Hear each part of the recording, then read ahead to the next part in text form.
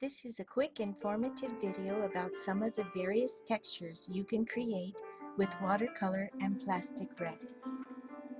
To begin, simply secure any type of watercolor paper to a flat waterproof surface using your artist's masking tape or a painter's tape.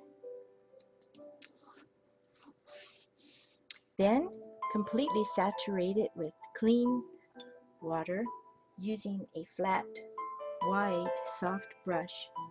That way the water goes on quickly and evenly. Now you're going to add your watercolor pigment. Here's my example here. And just swirl it on and drop it to your liking. And you'll notice how the colors can mix together and form a third color.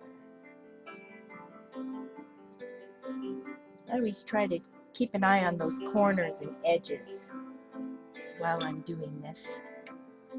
Okay, now comes the plastic wrap. Just drop it on there, and it's possible to rearrange it a bit if you like. You can encourage the way the lines are going.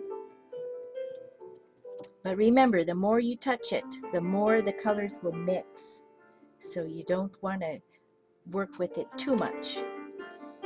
The most important part is to wait. Do not disturb. Let it dry naturally. You can see where the plastic wrap is clinging to the paper and holding the pigments down, and there's bubbles and ripples. Everything keeps moving until it dries. It's pretty amazing. Just don't touch it, and when it's dry, everything will stop moving and you'll have a wonderful texture that you've created.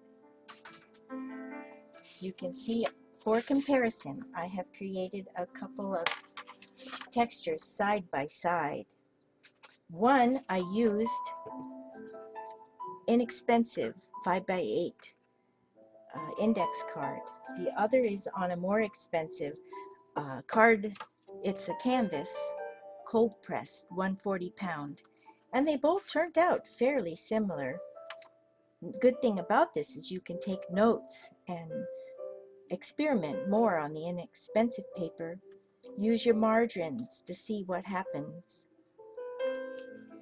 You can add salt just prior to applying your plastic wrap, and the salt will push away the pigment, leaving these interesting white areas. Also, rice, dried rice, it's a little more subtle here. Let me hold it up, but you can see where the pigment was trapped underneath the rice and created darker areas.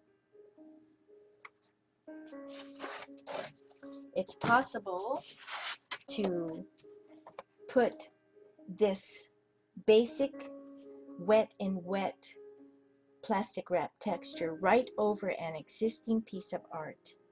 Here I just very gently applied my water and with this softer wash brush, and was able to do the same method right over the existing painting.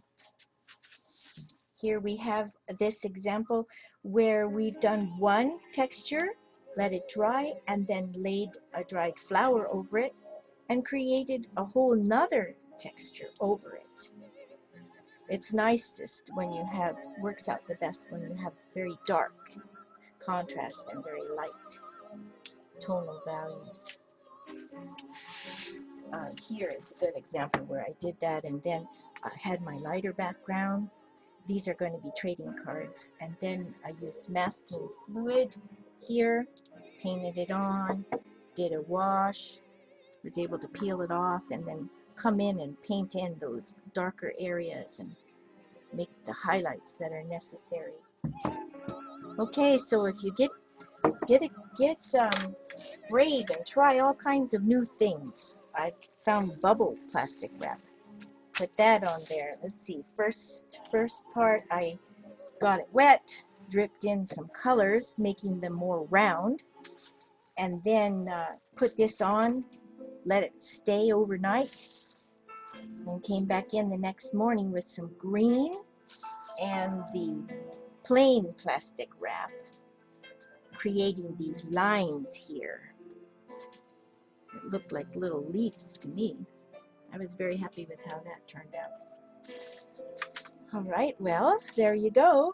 I think I've covered most of it, and these are some quick tips on textures with plastic wrap. And just have fun, experiment, and you will create some wonderful works of art. Thanks, bye.